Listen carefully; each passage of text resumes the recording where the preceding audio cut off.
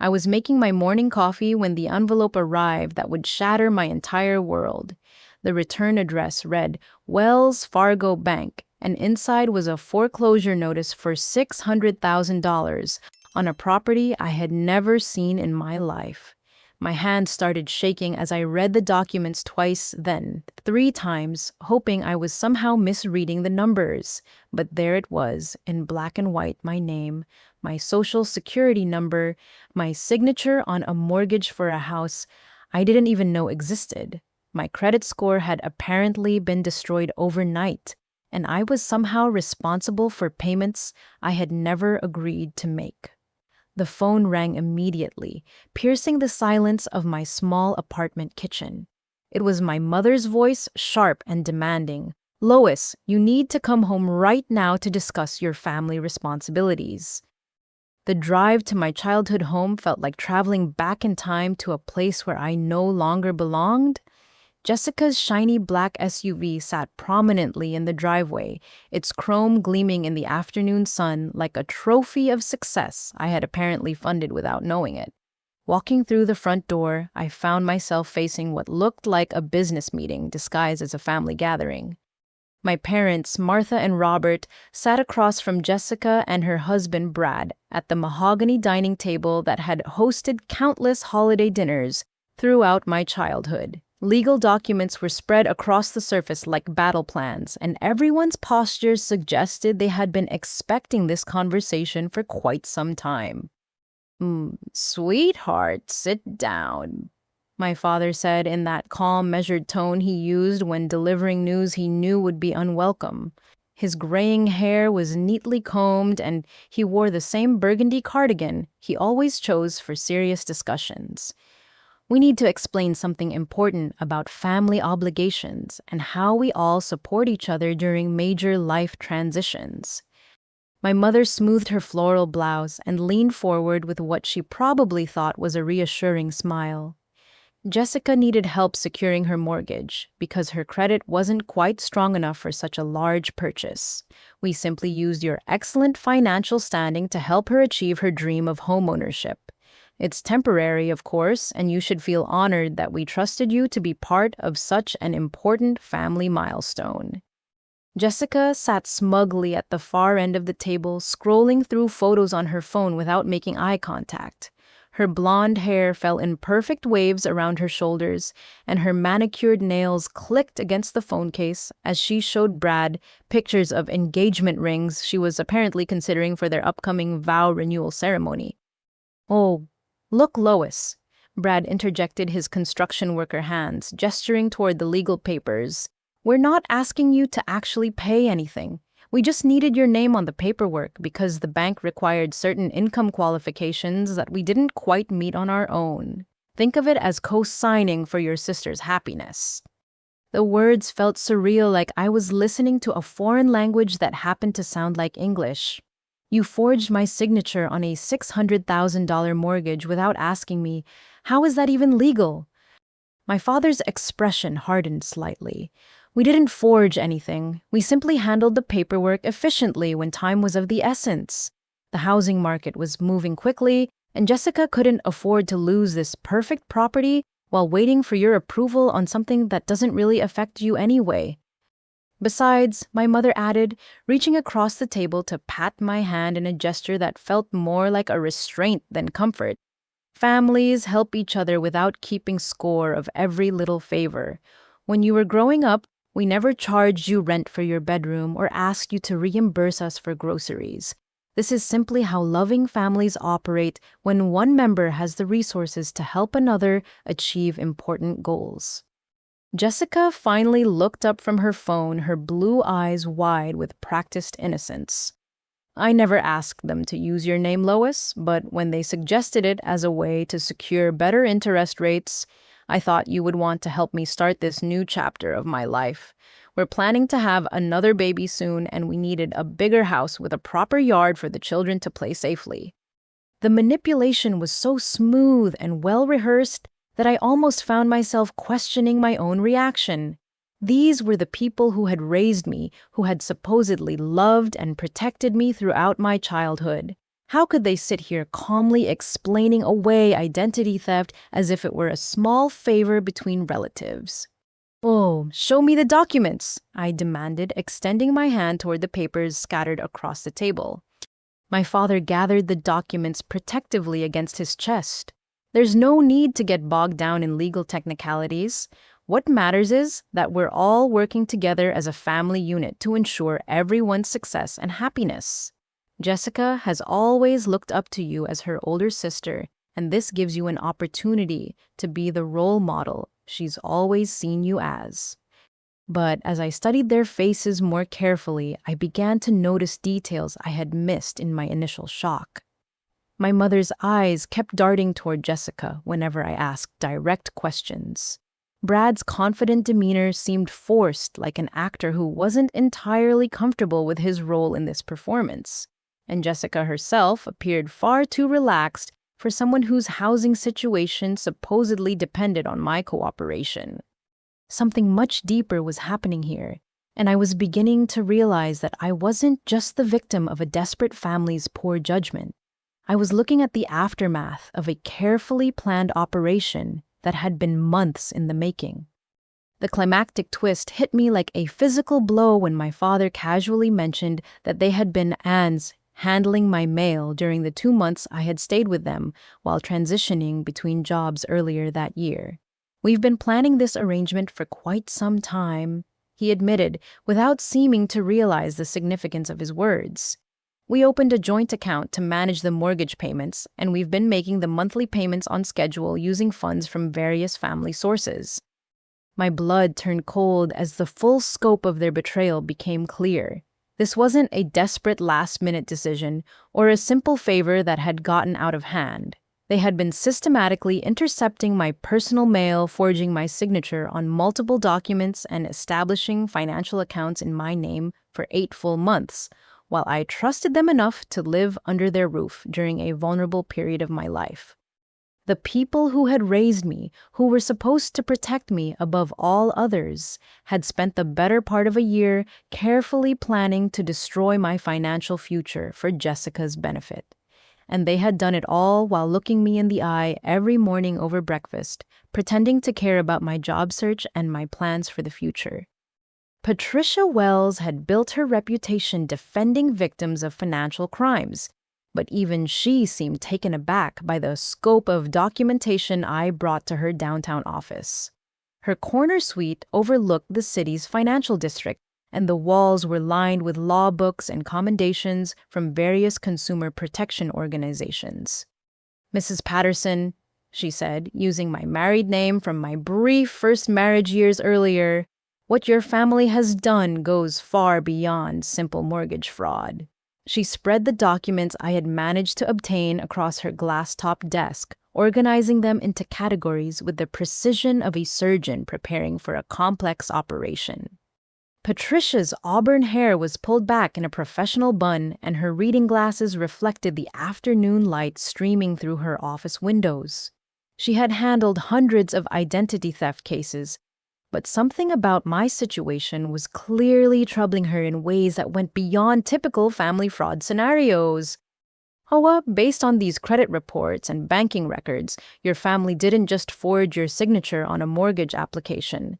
They've opened 3 separate credit cards in your name each, with limits exceeding $25,000. There's also a personal loan for $25,000 that was approved using forged employment verification letters claiming you work for a company that doesn't even exist. My stomach dropped as she continued her analysis.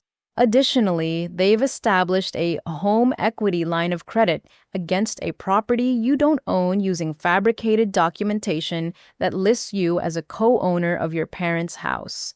The total debt obligation in your name currently exceeds $750,000.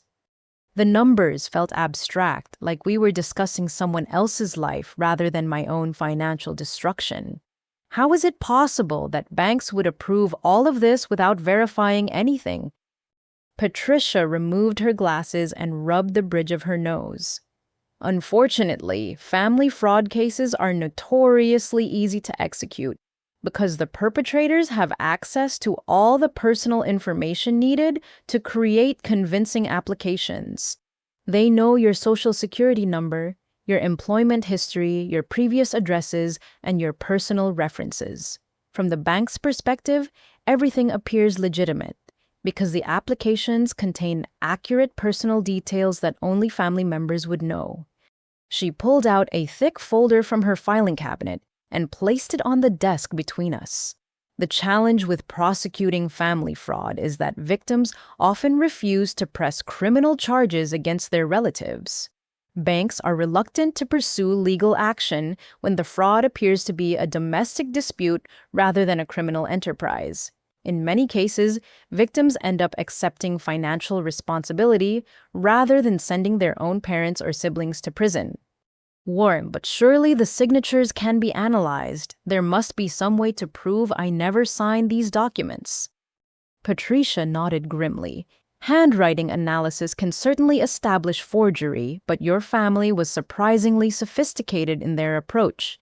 They practiced your signature extensively before submitting applications, and they used documents where you had previously signed your name as reference materials. The forgeries are good enough to pass casual inspection, and some banks don't even require in-person signature verification for certain types of loans. As she continued reviewing the paperwork, her expression grew increasingly concerned. There's something else here that's particularly troubling. According to these documents, you were listed as a co-borrower on your parents' home refinancing loan 2 years ago. Do you remember signing anything related to their mortgage? I shook my head emphatically. I've never been involved in any of their financial decisions. They've always been very secretive about money matters. That's what I was afraid of. Patricia leaned back in her leather chair and folded her hands. If any of these fraudulent loans default, the banks can pursue collection against all listed borrowers and co-signers. That means if your sister stops making payments on her mortgage, or if your parents default on their refinanced loan, the banks can seize assets from anyone whose name appears on the paperwork. The implications hit me like a tsunami. You're saying that even if I can prove fraud, I might still be legally responsible for debts I never agreed to? Potentially, yes. Financial institutions have very aggressive collection departments, and they don't always wait for criminal proceedings to conclude before pursuing civil remedies. They could garnish your wages, freeze your bank accounts, or place liens against any property you own while the legal process unfolds. Patricia walked to her window and looked out at the busy street below. What makes your case particularly complex is that your family has created an interconnected web of financial obligations that are all linked together. If one loan defaults, it could trigger a cascade of collection actions that affects multiple properties and bank accounts. Your parents essentially made you an unwilling participant in a house of cards that could collapse at any moment. She returned to her desk and pulled out a yellow legal pad. We need to move quickly on several fronts. First, we'll file identity theft reports with all 3 credit bureaus and request fraud alerts on your accounts.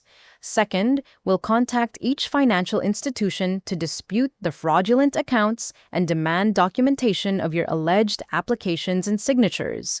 Third, we'll need to consider whether to file criminal complaints against your family members. What happens if I don't file criminal charges? Patricia's expression was sympathetic but firm. Without criminal prosecution, it becomes much more difficult to prove fraud in civil proceedings.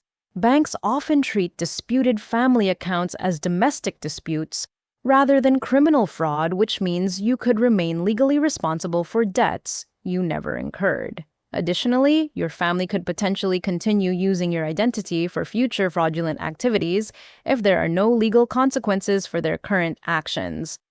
As our consultation concluded, Patricia handed me a business card for a forensic accountant who specialized in financial fraud investigations. Michael Torres has worked on cases similar to yours, and he can help us trace the full scope of your family's financial activities. Based on what I'm seeing here, I suspect there may be additional fraudulent accounts that haven't yet appeared on your credit reports. The climactic twist came when Patricia discovered a detail buried deep in the mortgage paperwork that made my blood run cold. According to this title search, your parents actually listed you as a co-borrower on their own home refinancing 2 years ago using a power of attorney document that appears to have been forged. That means if any of these interconnected loans default, the bank can seize your parents' house and pursue you for any remaining balance. I sat in stunned silence as the full scope of their manipulation became clear. They hadn't just stolen my identity to buy Jessica a house. They had systematically entangled my financial future with their own property and debt obligations, creating a scenario where I would be legally responsible for their mistakes, even if I could prove the original fraud.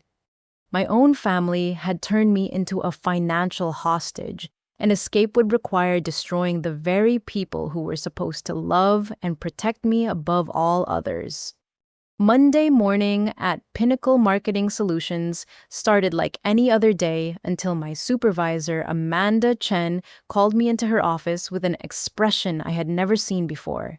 Her usually warm demeanor was replaced by professional distance, and HR representative Karen Williams sat beside her with a thick folder that somehow seemed ominous. "Oh, Lois, please have a seat," Amanda said, gesturing toward the chair across from her desk. The office felt smaller than usual, and the motivational posters on the walls seemed to mock the seriousness of whatever conversation was about to unfold.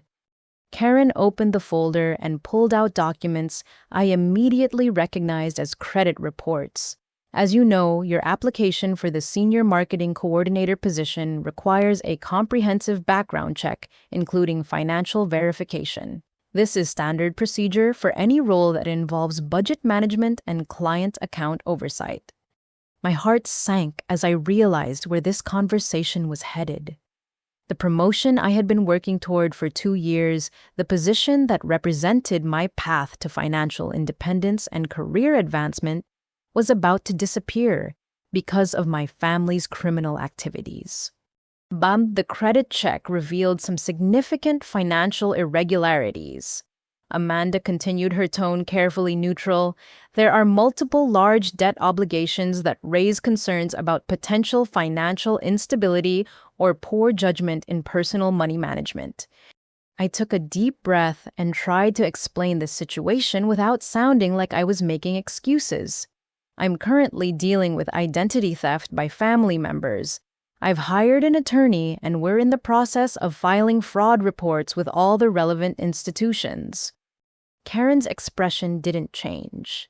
We understand that financial disputes can be complex, but company policy requires immediate suspension of any employee whose background check reveals potential red flags. This is particularly important for positions that involve access to client budgets and marketing campaign funds. I'm the victim here, I said, hearing the desperation creeping into my voice. I never applied for any of these loans or credit accounts. My family used my personal information without my knowledge or consent. Amanda shifted uncomfortably in her chair. Lois, I want you to know that this decision isn't a reflection of your work performance or professional capabilities.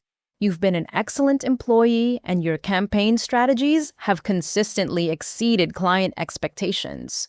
However, we have fiduciary responsibilities to our clients that require us to be conservative about financial risk factors.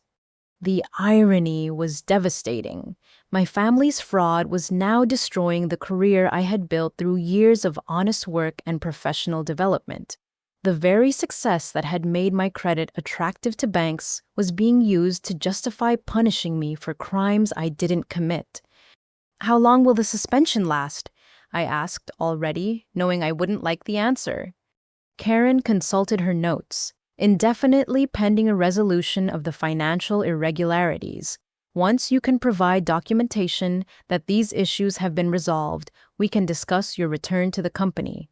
However, the senior coordinator position will need to be filled by another candidate.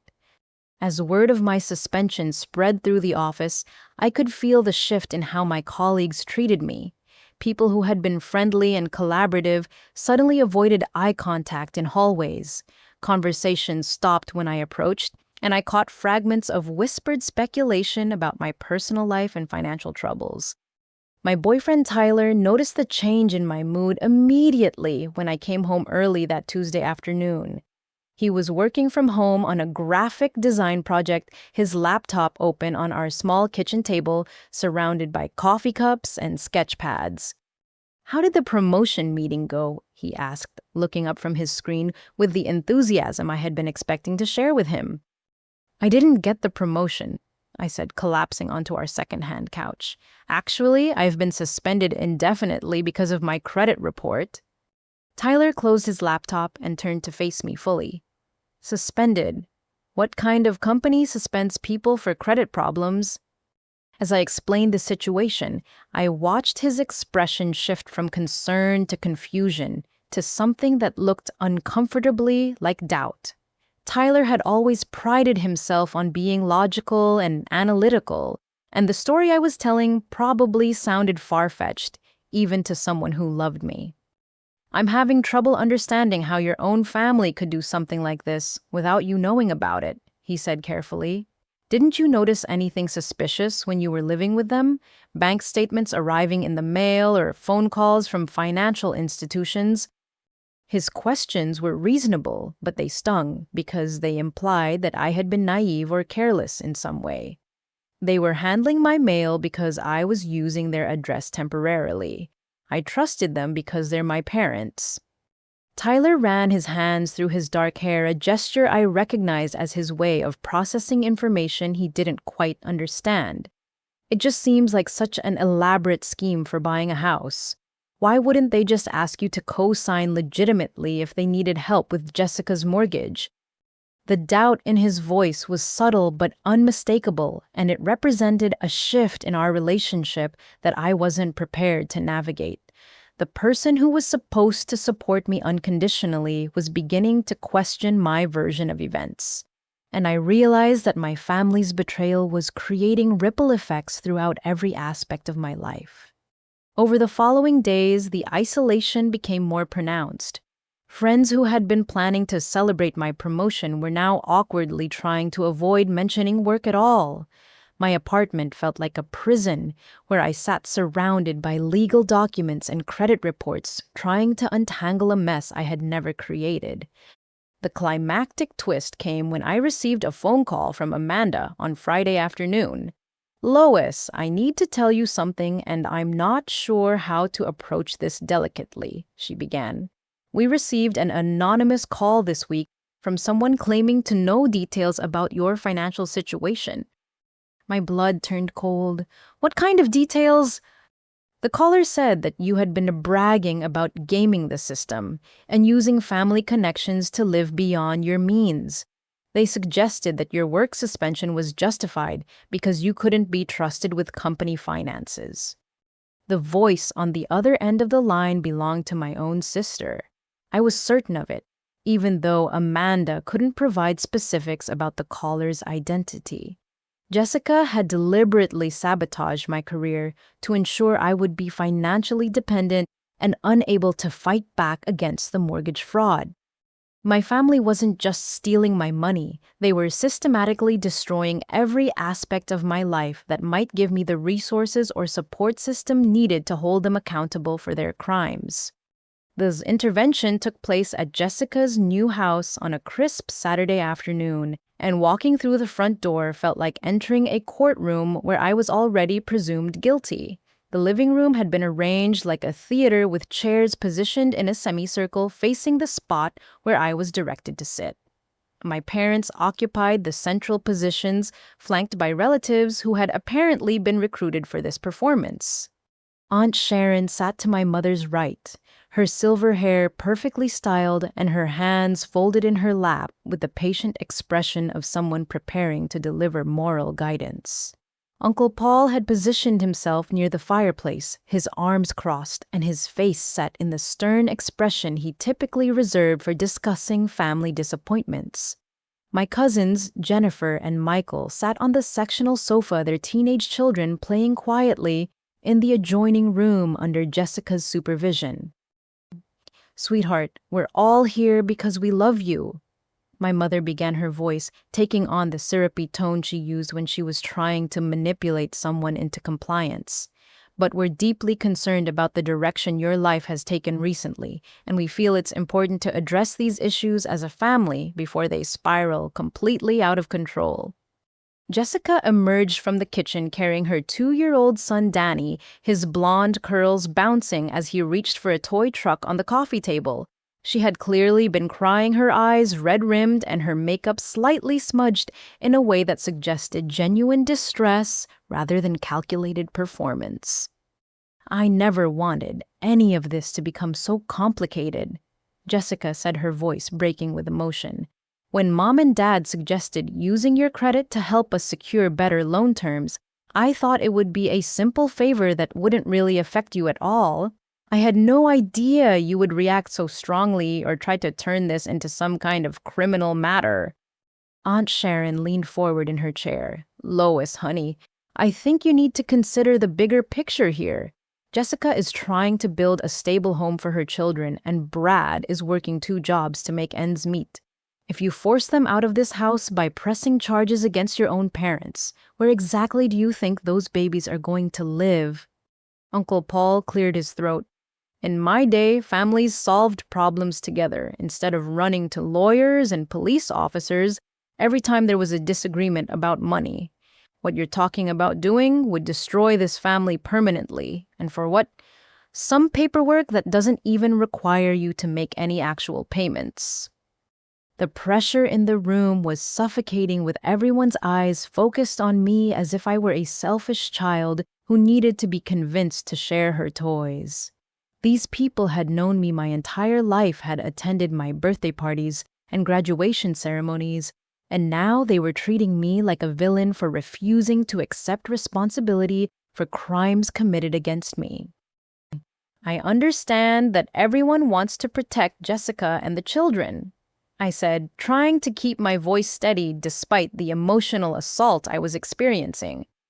"But what you're asking me to do is accept financial responsibility for debts that could destroy my credit and my ability to ever buy a home or get a loan for myself."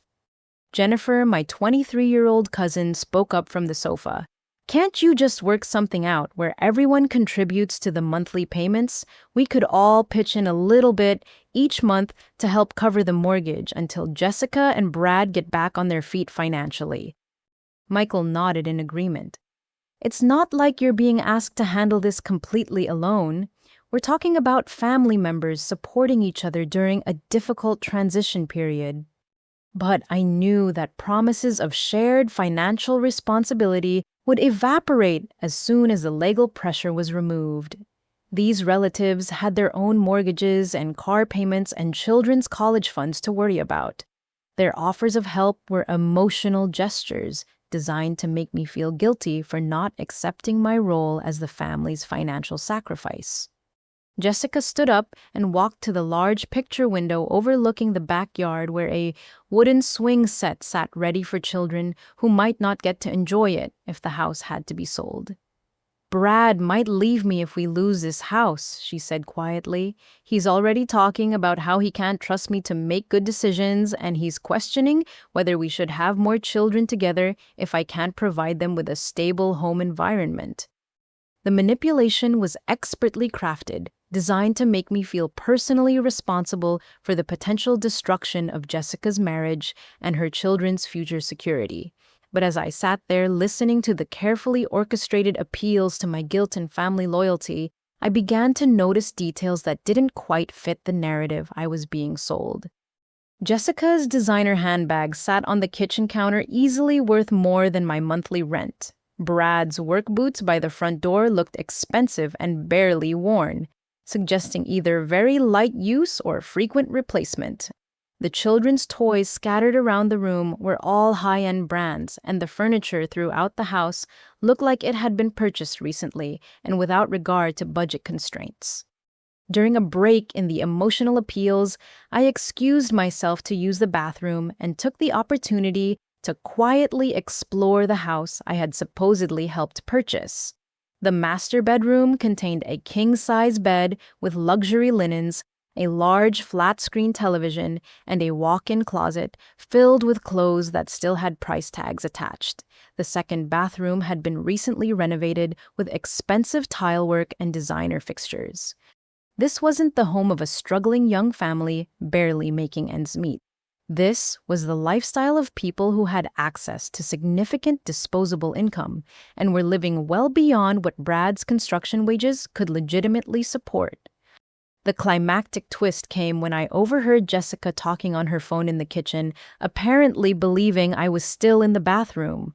Her voice was animated and excited as she discussed plans with someone I couldn't identify. The real estate agent thinks we can get at least $750,000 for it in the current market, she was saying. Maybe even $800,000 if we're willing to wait for the right buyer. We'll clear over $200,000 profit after paying off the mortgage and closing costs. My blood turned cold as I realized what I was hearing. Florida real estate is still booming, and Brad's cousin says the construction work down there pays twice what he's making here. We could buy something really nice near the beach and still have money left over to start the business we've been talking about. Jessica wasn't fighting to keep the house because it represented stability for her children. She was planning to sell it for a substantial profit and use my destroyed credit as a stepping stone to fund their relocation and new business venture in another state.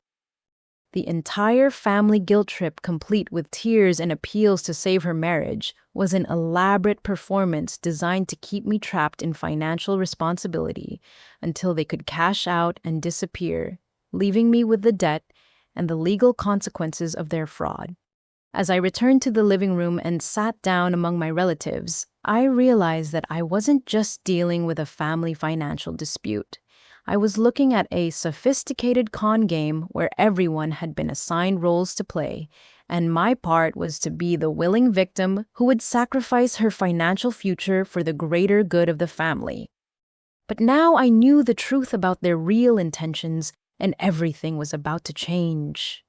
Michael Torres operated his forensic accounting practice from a sleek office building in the financial district, and his reputation for uncovering complex fraud schemes had made him the go-to expert for attorneys handling white-collar crime cases. His waiting room displayed framed certificates from various accounting organizations and law enforcement agencies, testament to his expertise in financial crime investigation. Ms. Patterson, what your attorney has described to me sounds like a textbook case of organized family fraud, Michael said as he reviewed the initial documentation Patricia had forwarded to his office. His salt and pepper beard and wire-rimmed glasses gave him the appearance of a professor, but his questions revealed the sharp, analytical mind of someone who had spent decades following money trails through labyrinthine financial schemes. Before we dive into your specific situation, I want you to understand that what I typically find in cases like yours goes far beyond the immediate fraud that brought you to my attention. Family-based identity theft operations rarely start with a single victim or a single scheme. What we're looking at is usually the visible tip of a much larger iceberg. Michael's computer setup included multiple monitors, displaying various financial databases and credit monitoring systems. As he entered my family's names and social security numbers into his search programs, patterns began emerging that painted a disturbing picture of systematic fraud spanning multiple years and victims. Your parents have been remarkably busy from a financial perspective, he said, pulling up credit reports and banking records that showed activity I had never suspected. Over the past 5 years, they've opened accounts with dozens of different financial institutions, often using variations of family members' names and personal information. The scope of their activities was staggering. Michael's investigation revealed that my parents had previously used Jessica's identity to secure business loans for ventures that had failed within months of receiving funding. They had also used my grandmother's information before her death to obtain credit cards and personal loans that were never repaid. Here's where it gets particularly interesting. Michael continued, highlighting entries on one of his monitors. Your parents have been systematically cycling through family members' identities as their credit becomes damaged or their schemes are discovered. They used your grandmother's information until she passed away, then moved on to Jessica until her credit was ruined, and now they've targeted you because your credit profile was still pristine. The pattern revealed a level of premeditation and sophistication that went far beyond desperate people making poor decisions under financial pressure. This was a carefully orchestrated operation that had been targeting family members for systematic exploitation over multiple years. What's even more concerning is the business side of their activities, Michael said, pulling up incorporation records and business license applications. Your parents have established multiple shell companies using family members' names and credit profiles. These businesses exist primarily to generate fraudulent tax deductions and to provide fake employment verification for loan applications. He showed me documentation for companies with names like Patterson Family Enterprises and R&M Consulting Solutions, all of which listed various family members as employees or officers, despite none of us having any knowledge of these businesses' existence. But the sophistication level here suggests they've been getting advice from someone with extensive knowledge of financial fraud techniques, Michael explained. The way they've structured these shell companies and the timing of their various schemes indicates a level of planning that goes beyond what typical family fraudsters attempt on their own. As his investigation deepened, Michael uncovered evidence that my parents owed money to multiple creditors across several states, with total debts approaching $2 million when all their various schemes were combined. They had been using new fraudulent accounts to make minimum payments on older fraudulent accounts, creating a complex web of interconnected debt that kept their schemes operational far longer than should have been possible. The really troubling discovery is that your family's activities aren't limited to traditional consumer fraud. Michael said, his expression growing more serious as he accessed additional databases. They've also been involved in insurance fraud, workers' compensation fraud, and what appears to be systematic tax evasion spanning multiple years. The insurance fraud involves staged accidents and fake injury claims that Brad had filed using multiple identities. The workers' compensation fraud included claims for workplace injuries that had never occurred with fake medical documentation provided by a network of corrupt healthcare providers who specialized in supporting fraudulent disability claims. Your brother-in-law has been collecting disability payments for a back injury that supposedly prevents him from working construction while simultaneously operating a cash-based contracting business under multiple assumed names, Michael explained. The income from his under-the-table construction work has been funneled through the shell companies your parents established, allowing them to avoid paying taxes while maintaining the appearance of legitimate business operations. But the most shocking discovery came when Michael accessed business credit reports and commercial loan databases. My social security number had been used to establish business credit for multiple shell companies that I had never heard of, making me legally liable for commercial debts that included equipment financing, inventory loans, and commercial real estate mortgages. According to these records, you're listed as the primary guarantor for over $300,000 in business loans that were used to purchase construction equipment for Brad's contracting operations, Michael said, highlighting the relevant entries on his screen. Additionally, you're apparently a partner in a real estate investment company that owns 2 rental properties in neighboring counties. The climactic twist hit me like a physical blow when Michael discovered that Brad's contracting business was already in bankruptcy proceedings, with creditors seeking to recover assets from all listed guarantors and business partners. Ms. Patterson, you're about to be named as a defendant in multiple bankruptcy proceedings for businesses you never knew existed, he said grimly. The creditors are seeking personal judgments against all guarantors, which means they can pursue your personal assets to satisfy commercial debts that total over $500,000. My family hadn't just stolen my identity to buy Jessica a house. They had systematically entangled my financial future with a network of failing businesses and fraudulent enterprises that were already collapsing under the weight of their own criminal activities.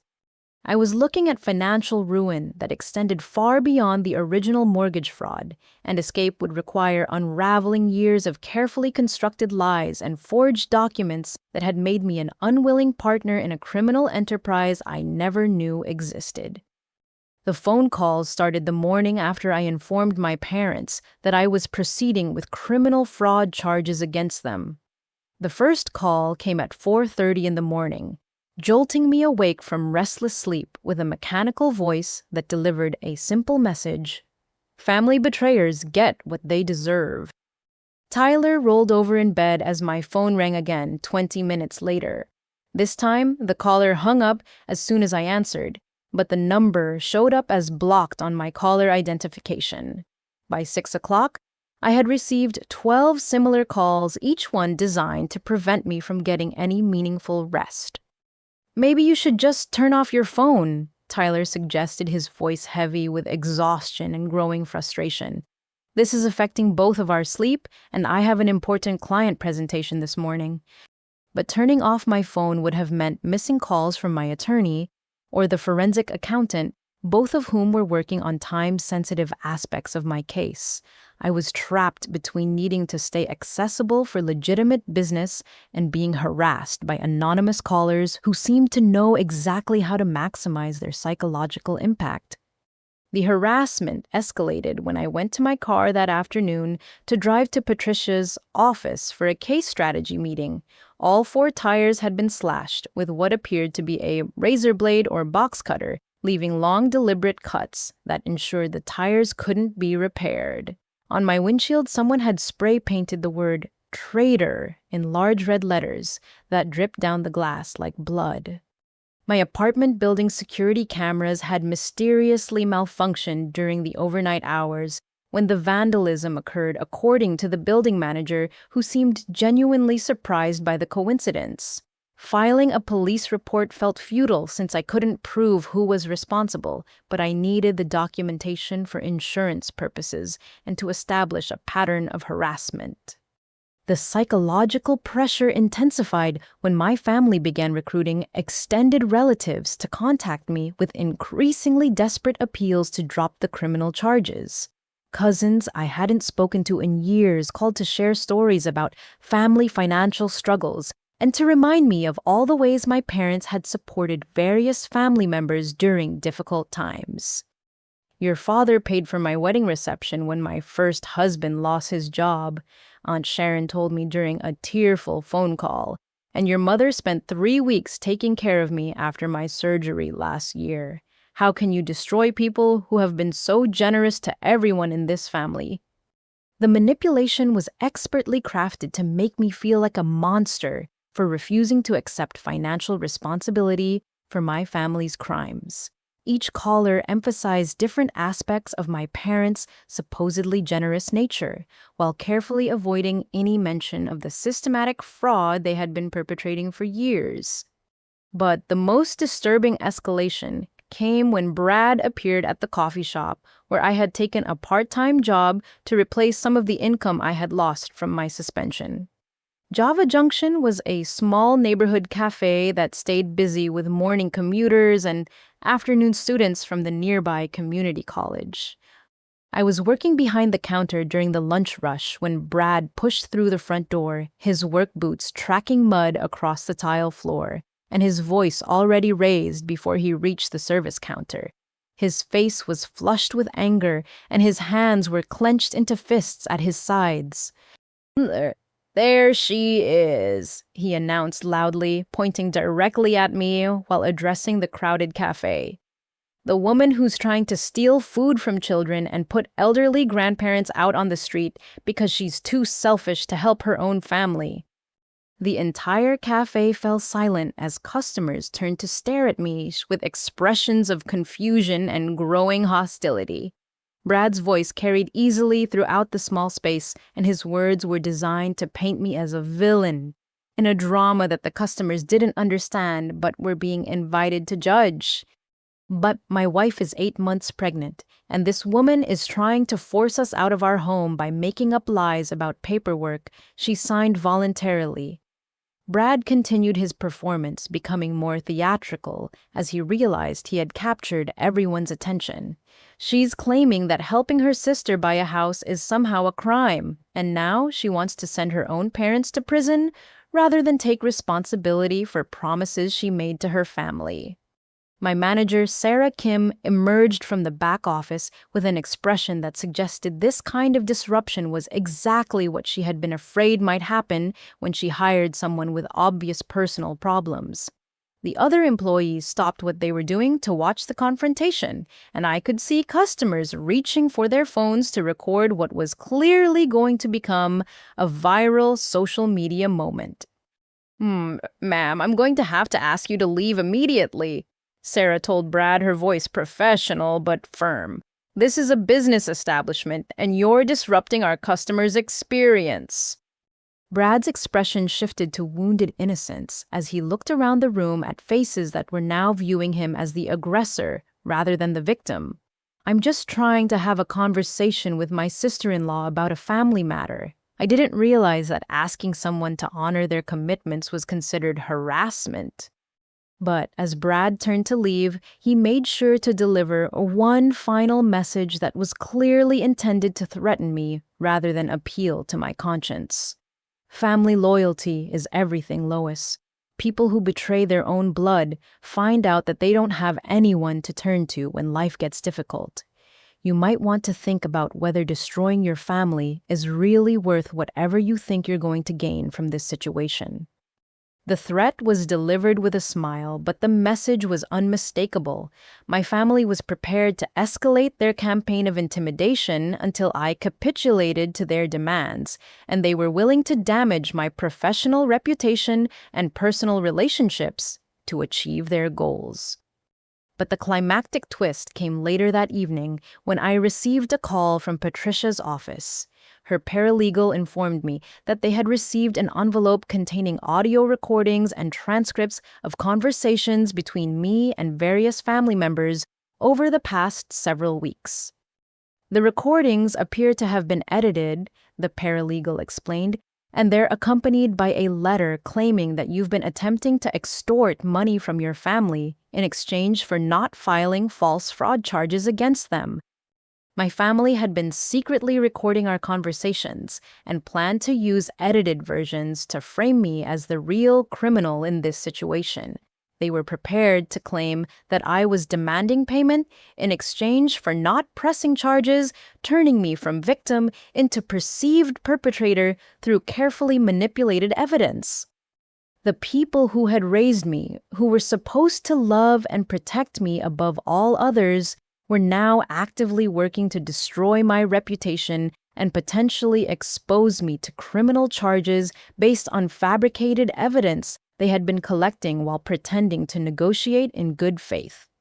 The security camera installation took place on a Tuesday morning while Tyler was at work, giving me the opportunity to document my apartment's vulnerability without having to explain every detail of my security concerns to someone who was already questioning my judgment about family matters.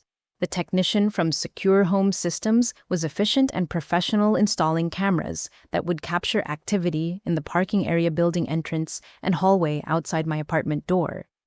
"These cameras will upload footage directly to cloud storage," the technician explained as he completed the installation.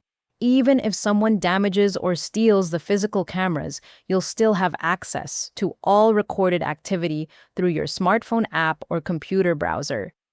The investment represented a significant expense for someone whose income had been drastically reduced, but documenting future harassment attempts had become essential for building a criminal case that prosecutors would take seriously. Too many family fraud cases were dismissed as civil disputes because victims couldn't provide sufficient evidence of deliberate criminal intent.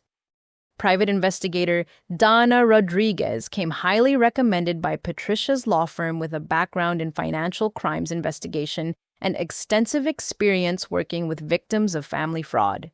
Her office was located in a nondescript building near the courthouse, and her professional demeanor immediately inspired confidence that she would approach my case with the thoroughness it deserved. Asan, family fraud cases require a different investigative approach than typical financial crimes, Dana explained during our initial consultation. When strangers commit identity theft, they try to avoid leaving evidence that could lead back to them. When family members commit fraud, they often become overconfident because they assume their victims won't pursue criminal prosecution. Dana's strategy focused on documenting not only the original fraud, but also the ongoing pattern of harassment and intimidation that had followed my decision to press charges.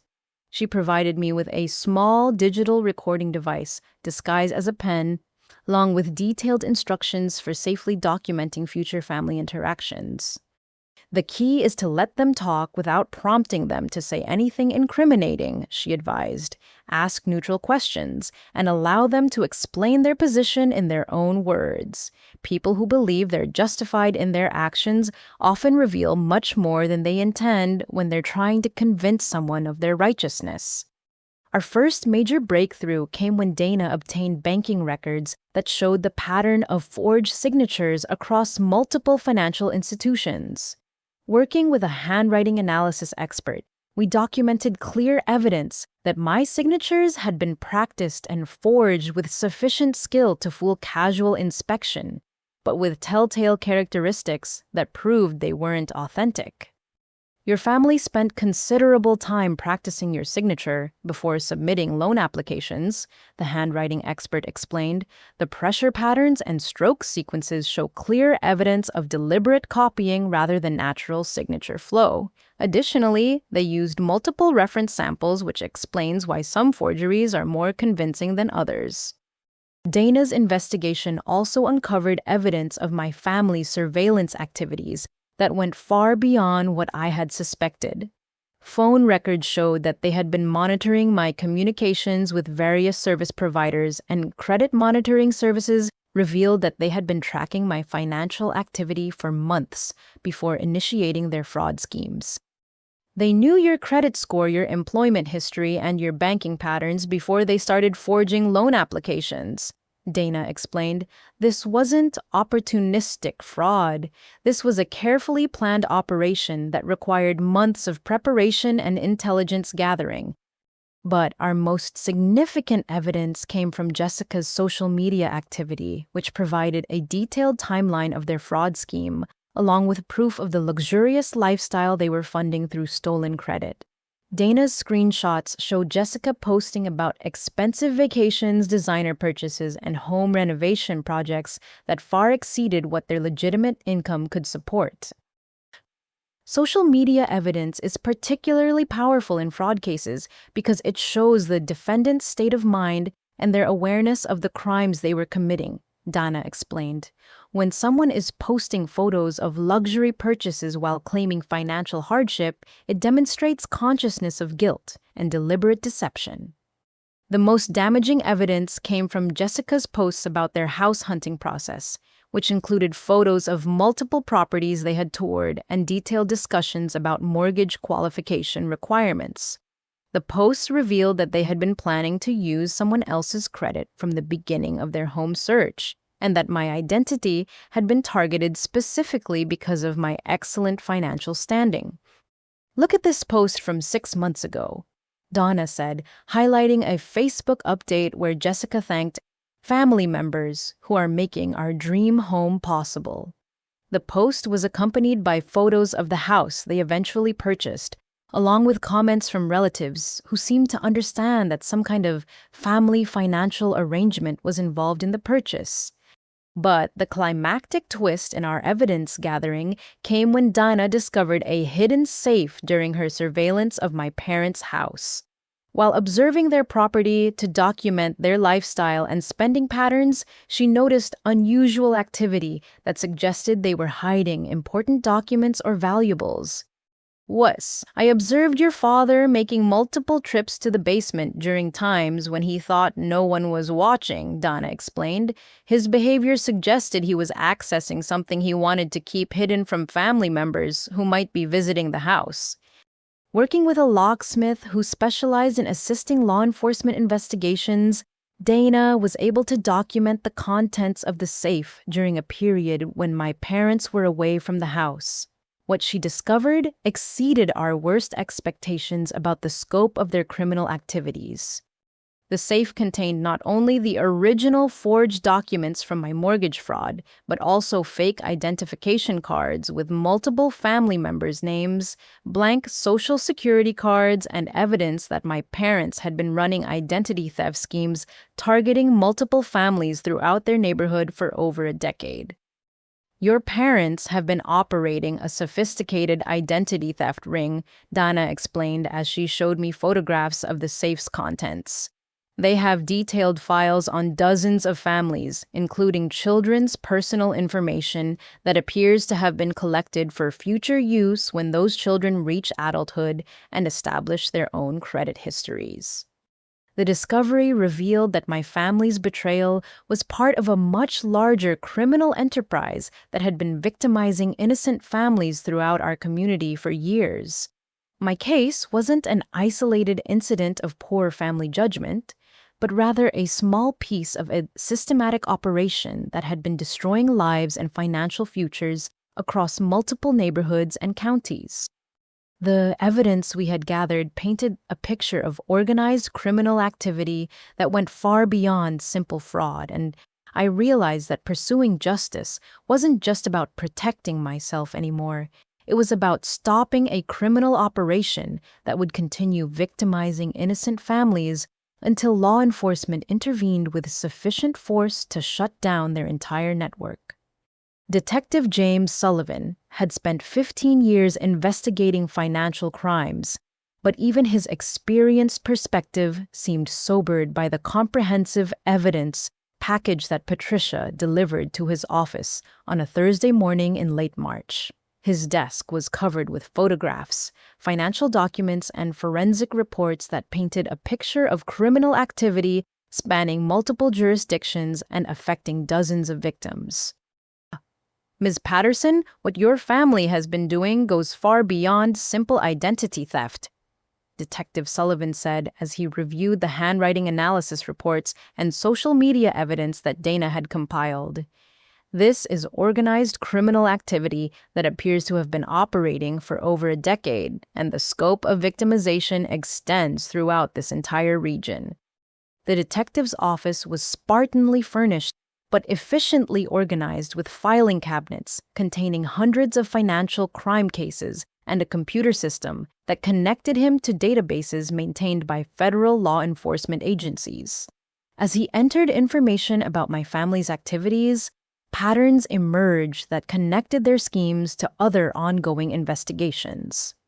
We've been tracking reports of identity theft in several neighborhoods that match the methodology your investigation has documented, Detective Sullivan explained. Until now, we haven't been able to establish connections between the various cases because the victims were reporting to different law enforcement agencies and the perpetrators were careful to avoid creating obvious patterns. The investigation expanded rapidly once Detective Sullivan shared our evidence with his colleagues in neighboring jurisdictions. Police departments in 3 counties had been investigating similar fraud schemes without realizing they were dealing with a coordinated criminal enterprise that was systematically targeting multiple communities. Your parents have been remarkably sophisticated in their approach, Detective Sullivan continued. They've been careful to distribute their activities across multiple jurisdictions to avoid creating concentrated patterns that would attract law enforcement attention. Additionally, they've been using family members' identities to establish credibility in new communities before targeting neighbors and acquaintances. But the true scope of their criminal operation became clear when federal agents became involved in the investigation. Agent Maria Santos from the FBI's Financial Crimes Division arrived at Detective Sullivan's office with evidence that my parents' activities crossed state lines and involved violations of federal banking regulations that triggered mandatory federal prosecution. Interstate fraud automatically becomes a federal matter, Agent Santos explained as she reviewed our evidence. Additionally, the use of forged federal documents and the systematic exploitation of federal banking systems makes this a priority case for our white-collar crime division. The federal investigation revealed that my family had been operating shell companies in multiple states using fake business addresses and forged incorporation documents to establish commercial credit accounts that were never intended to be repaid. The total amount of fraudulent debt exceeded $5 million when all jurisdictions were combined, making this one of the largest family-based fraud schemes the FBI had encountered. We've been tracking similar activities in Florida, Texas, and Nevada, Agent Santos said. Your family has been establishing temporary residences in multiple states to create the appearance of legitimate business operations, then abandoning those operations once they've maximized the available credit and loan opportunities. The investigation also uncovered evidence that my parents had been recruiting other family members to participate in their fraud schemes by promising them financial benefits in exchange for allowing their identities to be used for fake loan applications. Several cousins and extended relatives had apparently been receiving monthly payments in exchange for remaining silent about financial accounts that had been opened in their names. This goes beyond identity theft into the realm of organized conspiracy to commit fraud, Agent Santos explained. We're looking at potential racketeering charges because of the systematic nature of the criminal enterprise and the number of people who were recruited to participate in the scheme. But the most shocking discovery came when investigators executed search warrants on my family's properties and discovered evidence of their preparation for fleeing the country. Jessica's house contained packed boxes hidden in the basement, along with travel documents and bank account information for offshore accounts in countries that don't have extradition treaties with the United States. Your sister was planning to liquidate all assets and disappear within the next 60 days, Detective Sullivan informed me during a briefing session. We found airline reservations, rental car agreements, and correspondence with international banking institutions that suggest they were preparing to abandon everything and start new lives in South America. The search warrants also uncovered computer equipment containing detailed files on hundreds of potential victims, including children's personal information that had been collected from school records, medical files, and other sources. The sophistication of their data collection suggested they had been planning to expand their operation significantly before law enforcement intervention prevented their escape. We found evidence that they were planning to recruit new family members to replace the identities that had become compromised through your investigation, Agent Santos explained. Your parents had detailed files on younger relatives, including your cousin's children who were being evaluated as potential future victims once they reached adulthood. The climactic twist came when investigators discovered that Jessica had been attempting to transfer ownership of the fraudulently purchased house to an offshore shell company while simultaneously preparing to claim that I had coerced the entire family into participating in the fraud scheme. The evidence showed that she was planning to position herself as a victim who had been forced to cooperate with my supposed extortion demands. Your sister had prepared a detailed statement claiming that you threatened violence against her children unless she helped you establish fraudulent accounts. Detective Sullivan revealed she was planning to present herself as a victim of domestic terrorism rather than a willing participant in organized fraud. The discovery of Jessica's planned frame-up operation demonstrated the level of sophistication and malicious intent that had been driving their entire criminal enterprise. They hadn't just stolen my identity and destroyed my credit. They had been preparing to send me to federal prison for crimes they had committed while positioning themselves to escape with millions of dollars in stolen assets. My family's betrayal had been even more comprehensive and calculated than I had imagined, and only the thorough investigation by law enforcement had prevented them from successfully destroying my life while escaping accountability for years of systematic criminal activity. The story broke on Channel 7's Evening News when reporter Emma Chen received a tip about the federal raids that had taken place at my family's properties. Her investigative segment titled "Family Fraud When Trust Becomes Theft" aired during the 6 o'clock broadcast and immediately captured public attention with its shocking details about organized identity theft within families. Tonight, we're investigating a case that shows how identity theft can happen in the most unexpected places within your own family, Emma said, as the camera showed footage of FBI agents removing boxes of evidence from my parents' house. Federal investigators have uncovered what they're calling one of the most sophisticated family-based fraud schemes they've ever encountered. The news segment included an interview I had agreed to participate in after consulting with Patricia about the potential benefits of public exposure for my case. Emma's questions were fair and straightforward, focusing on the emotional impact of family betrayal rather than sensationalizing the criminal aspects of the story. I trusted them because they were my parents. I explained to the camera, trying to maintain composure while discussing the most painful aspects of my experience. When someone you've loved your entire life systematically destroys your financial future while looking you in the eye every day, it changes your understanding of what family really means. The segment resonated powerfully with viewers, and Emma's station received hundreds of calls and emails from people sharing similar experiences of family fraud that they had been too ashamed or confused to report to law enforcement. The response revealed that family-based identity theft was far more common than most people realized, but victims often suffered in silence because they felt responsible for trusting relatives who had betrayed them. We've been contacted by over 200 people who say they've experienced similar fraud by family members, Emma reported in a follow-up segment 2 days later. Many of these victims never filed criminal charges because they felt guilty about prosecuting relatives or because they were told by family members that pressing charges would destroy their relationships permanently. The media attention had unexpected benefits for my case, as several witnesses came forward with information about my family's criminal activities that law enforcement hadn't previously discovered. Neighbors reported suspicious activities they had observed over the years, and former business associates provided evidence of additional fraudulent schemes that hadn't been included in the original investigation.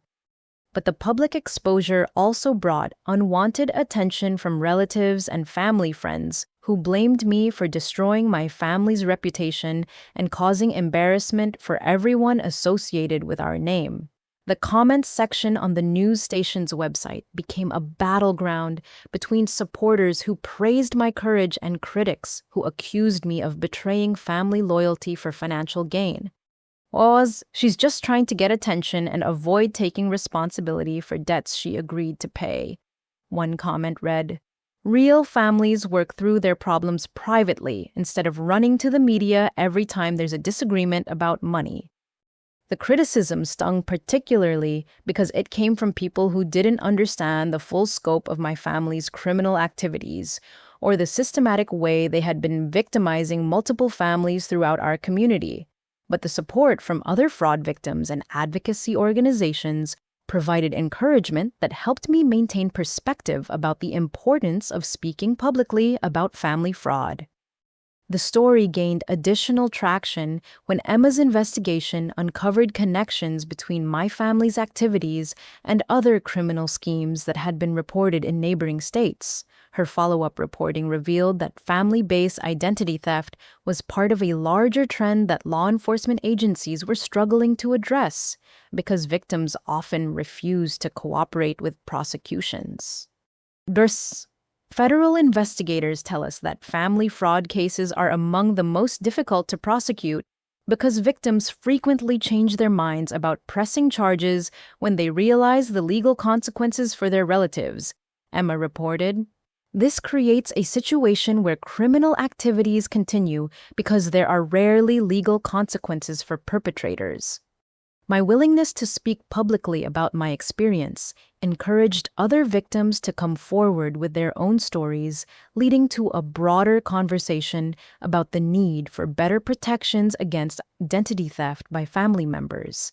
Several state legislators proposed new laws that would make it easier for victims to recover from family fraud and would increase penalties for relatives who exploit family relationships to commit financial crimes.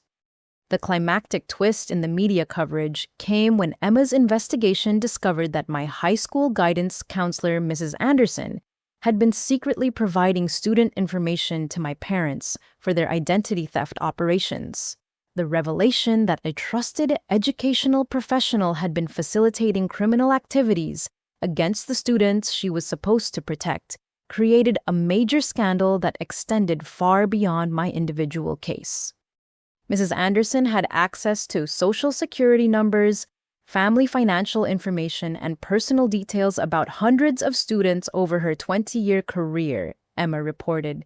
Federal investigators are now reviewing files from her entire tenure to determine how many families may have been victimized through her cooperation with organized fraud schemes. The discovery that my family's criminal network included corrupt professionals in positions of trust demonstrated that their operations had been far more sophisticated and far-reaching than anyone had initially realized. The media attention helped law enforcement identify additional victims and accomplices who might never have been discovered through traditional investigation methods. The public exposure of my family's crimes had transformed my personal tragedy into a catalyst for broader awareness about family fraud and the need for stronger protections against identity theft by trusted relatives. While the media attention was sometimes overwhelming, it had helped ensure that my family's criminal activities would face full legal consequences while also protecting other potential victims from similar exploitation. The federal courthouse in downtown was an imposing building of granite and glass that seemed designed to inspire both respect for the law and fear of its consequences. As I walked through the security checkpoint on the first day of proceedings, I could see my family seated with their legal team in what looked like a war room preparation for battle. Jessica sat between two expensive attorneys in tailored suits, her appearance carefully crafted to project the image of a vulnerable young mother who had been manipulated by circumstances beyond her control. Her hair was styled conservatively, and she wore a modest navy dress that suggested financial hardship rather than the luxurious lifestyle that evidence had proven she'd been living. My parents occupied the defense table with their own team of lawyers, led by Marcus Goldstein, a prominent criminal defense attorney whose reputation for defending white-collar criminals had apparently been funded by the very fraud schemes they were now facing prosecution for. His strategy became apparent from his opening statements, which painted me as the mastermind of an elaborate scheme to frame innocent family members. "Ladies and gentlemen of the jury," Goldstein began, his voice carrying the authority of decades of courtroom experience. "What you're going to hear during this trial is not a story about identity theft by loving parents and a caring sister. What you're going to hear is a story about a troubled young woman who created an elaborate financial scheme and then attempted to blame her own family when her plans collapsed around her. The defense strategy was breathtakingly audacious in its complete reversal of the truth. According to their version of events, I had approached my family with a plan to use their credit and financial information to fund real estate investments that would benefit everyone involved. When the investments failed and creditors began pursuing collection actions, I had supposedly threatened my family with false criminal charges unless they helped me maintain the deception. Lois Patterson is not the victim in this case. Goldstein continued, pointing directly at me as I sat beside Patricia at the prosecution table. Lois Patterson is a sophisticated financial manipulator who preyed on her family's trust and love and who is now trying to send innocent people to prison rather than accept responsibility for her own criminal activities. Jessica's testimony was a masterclass in emotional manipulation, delivered with tears and trembling voice as she described the fear and confusion she had supposedly experienced when I began making demands about mortgage payments and threatening to destroy her marriage if she didn't cooperate with my schemes. She told me that if I didn't sign the paperwork, she would make sure that Brad lost his job and that we would lose custody of our children. Jessica testified, dabbing at her eyes with tissues provided by her attorney. I was 8 months pregnant and terrified that my family would be destroyed if I didn't do what she wanted. The lies were delivered with such conviction that I could see some jury members looking at me with expressions of disgust and skepticism. My own sister was painting me as a monster who threatened violence against children and used pregnancy as a weapon to coerce family cooperation in criminal activities. My father took the stand, wearing his most formal suit and displaying the dignified bearing of a retired professional who had spent decades contributing to his community. His testimony portrayed me as a troubled child who had always been jealous of Jessica's success and had become increasingly resentful as my own career stagnated. Lois always felt that life was unfair to her. Robert testified, his voice heavy with the sorrow of a disappointed parent. She struggled with employment and relationships, and she seemed to blame other people for her problems, rather than taking responsibility for her own choices. When Jessica and Brad started building their life together, Lois became increasingly bitter about their happiness.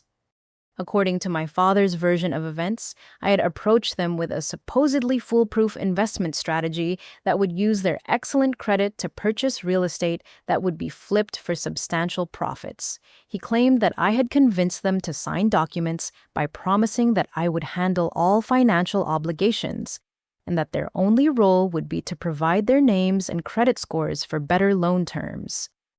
She assured us that this was a common practice among real estate investors. Robert continued, and that we would never be responsible for any actual payments or financial obligations. She said that she had researched the legal aspects thoroughly and that everything we were doing was completely above board. The defense even presented fake documentation that supposedly supported their version of events, including forged emails and text messages that appeared to show me making demands and threats against family members who were reluctant to continue participating in what they now claimed were my criminal schemes. But the most devastating attack came when Jessica broke down completely on the witness stand, claiming that I had threatened violence against her children if she attempted to withdraw from what she now characterized as my extortion operation. She said that if I went to the police or tried to back out of our agreement, she would make sure that something terrible happened to Danny and that no one would ever be able to prove she was responsible. Jessica sobbed, her performance so convincing that several jury members looked visibly shaken by her testimony. The lies were so comprehensive and well coordinated that they created an alternative reality where I was the villain and my family were the victims of my elaborate criminal conspiracy. Their expensive legal team had apparently spent months preparing testimony that would transform every piece of evidence against them into proof of my supposed manipulation and coercion.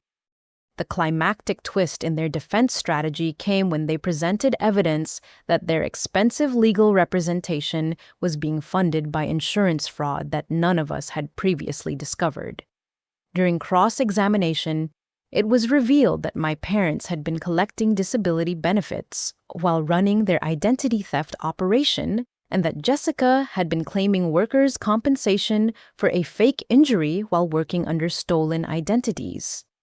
Your Honor, Patricia announced during a sidebar conference, the defense attorneys are being paid with proceeds from additional criminal activities that weren't included in the original charges. The defendants have been systematically defrauding insurance companies while using those proceeds to fund their defense against fraud charges. The discovery that their legal defense was itself funded by criminal activity demonstrated the depths of my family's corruption and their complete lack of remorse for the systematic way they had been destroying lives and exploiting systems designed to protect legitimate victims. But even more shocking was the realization that they had been planning this elaborate frame-up operation from the very beginning, with their criminal defense strategy serving as evidence of premeditation rather than desperation. They hadn't just stolen my identity and destroyed my credit, they had been preparing to send me to federal prison for their crimes, while using additional criminal proceeds to fund the legal representation that would ensure their escape from accountability. The prosecution's case began with Patricia methodically dismantling every element of my family's fabricated defense through irrefutable forensic evidence that demonstrated not only their guilt, but also the sophisticated premeditation behind their criminal enterprise.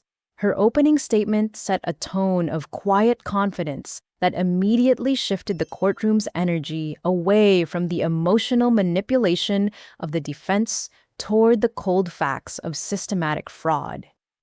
What you're going to see during this trial is evidence of a criminal organization that operated within a family structure. Patricia told the jury, her voice steady and professional. You're going to see handwriting analysis that proves forgery banking records that document systematic fraud and digital evidence that shows deliberate planning and coordination among the defendants. The handwriting analysis provided by expert witness Dr. Rebecca Chen was particularly devastating to the defense's claims that I had been the mastermind behind forged documents.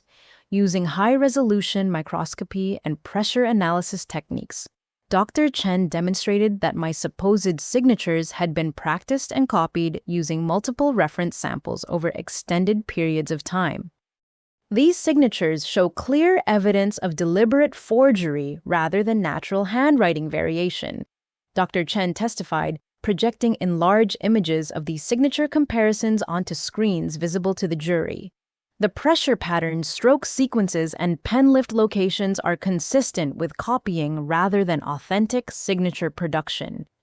But more importantly, the forensic analysis revealed that the forged signatures had been created using multiple different writing instruments over several months, proving that the fraud had been planned and executed systematically rather than occurring as a result of any pressure or coercion from me. Banking records presented by FBI forensic accountant David Torres showed the flow of fraudulent funds through multiple accounts in ways that completely contradicted the defense's claims about my involvement in the schemes. The financial evidence demonstrated that I had never accessed any of the fraudulent accounts and had never received any financial benefit from the criminal activities. Odasam, Ms. Patterson's legitimate bank accounts show no deposits or transfers connected to any of the fraudulent financial instruments, Torres testified. Additionally, her spending patterns remained consistent with her documented employment income throughout the entire period when the defendants claimed she was masterminding elaborate financial schemes. The timeline evidence was particularly powerful because it showed that my family had been planning and executing fraud schemes during periods when I had minimal contact with them and no knowledge of their financial activities. Phone records and email communications demonstrated that they had been coordinating their criminal activities through encrypted messaging applications that were specifically designed to avoid law enforcement detection. Neighbor testimony provided crucial evidence about my family's suspicious activities that had been observed over multiple years. Margaret Williams, who lived next door to my parents, testified about unusual late-night activities and frequent visits from unfamiliar people who appeared to be conducting business rather than social visits. I often saw people arriving at odd hours with briefcases and boxes of what looked like paperwork, Mrs. Williams testified. The activity seemed more like a business operation than a typical residential household, and there were frequently different cars in the driveway that would stay for only short periods of time. Small business owner Tom Henderson testified about equipment rentals and service contracts that Brad had established using multiple identities and fake business credentials.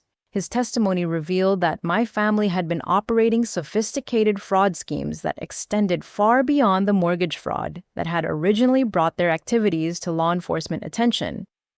The same person would rent equipment under different names and business licenses within the same month, Henderson explained.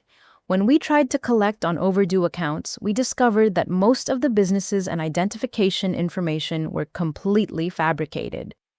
But the prosecution's most powerful evidence came from digital forensics expert Lisa Park, who had recovered deleted files from computers seized during the FBI raids. The recovered data included detailed planning documents, victim target lists, and communications between family members that revealed the true scope and sophistication of their criminal enterprise. The defendants maintained detailed databases containing personal information on hundreds of potential victims. Park testified, displaying spreadsheets and documents that showed systematic intelligence gathering on families throughout multiple neighborhoods.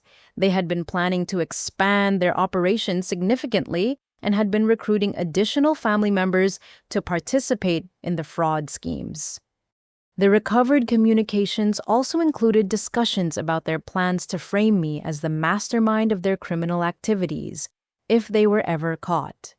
Email exchanges between Jessica and my parents showed that they had been preparing their false testimony for months before law enforcement intervention forced them to implement their frame-up strategy.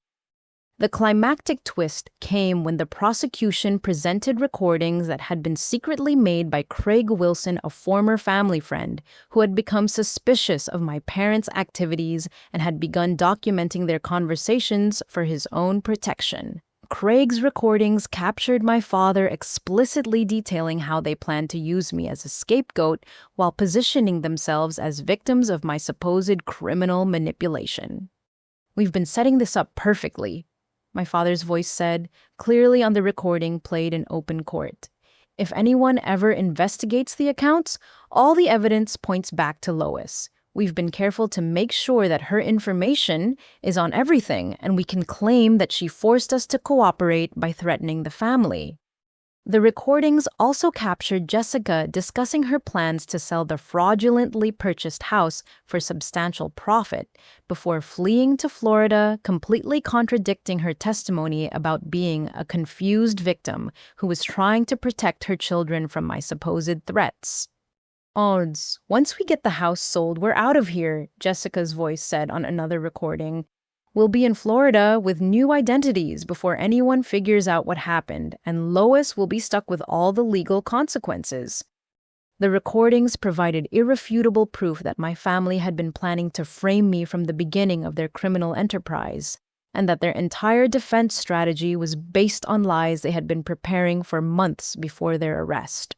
The jury's expressions shifted dramatically as they heard my family's own voices describing their plans to destroy my life while escaping accountability for systematic criminal activities. The evidence presented by the prosecution demonstrated not only that my family was guilty of the charges against them, but also that they had committed additional crimes in their attempts to frame me for their criminal activities. Their sophisticated planning and coordination proved that they were dangerous criminals who had been systematically victimizing innocent families, while carefully preparing to sacrifice me to protect themselves if their schemes were ever discovered. The scope of my family's criminal enterprise became fully apparent when federal prosecutor Amanda Rodriguez presented evidence that revealed connections to organized fraud networks operating across multiple states and involving dozens of accomplices who had been recruited to facilitate systematic identity theft operations. What we're dealing with here is not simply a family that made poor financial decisions, Prosecutor Rodriguez told the jury during her comprehensive presentation of evidence.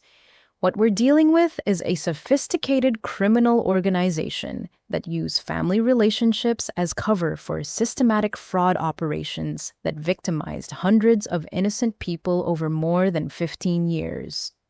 The financial analysis presented by the FBI's Economic Crimes Division showed that my family had stolen over $5 million through various fraud schemes, with the money being laundered through legitimate businesses' offshore accounts and fake charitable organizations that existed solely to hide criminal proceeds from law enforcement and tax authorities. Agent Santos took the stand to explain the complexity of the money laundering operation that my parents had established using shell companies and fake business identities. The defendants created an elaborate network of interconnected businesses that existed primarily to move stolen money through legitimate banking channels while creating tax deductions for fictional business expenses. The shell companies had been established in multiple states using forged incorporation documents and fake business addresses that were actually mail forwarding services. These businesses had been used to employ family members in non-existent jobs that provided fake employment verification for loan applications while creating paper trails that made criminal proceeds appear to be legitimate business income. The Patterson Family Enterprises claimed to provide consulting services to clients that never existed, Agent Santos testified. R&M Consulting Solutions supposedly operated a construction management business that never completed any actual construction projects. These businesses existed solely to create fake documentation that would support fraudulent loan applications and tax filings. But the most shocking revelation came when investigators presented evidence of the systematic way my family had been targeting other families for identity theft operations. They had maintained detailed files on neighbors' acquaintances and community members that included children's personal information collected from school records, medical files, and other sources. The defendants had been operating what can only be described as an identity theft farming operation, Agent Santos explained.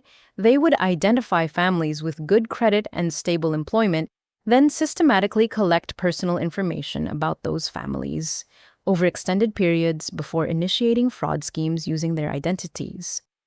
The targeting process was remarkably sophisticated, involving surveillance of potential victims' daily routines, monitoring of their financial activities through publicly available records, and even social engineering techniques designed to extract personal information through seemingly innocent conversations and interactions.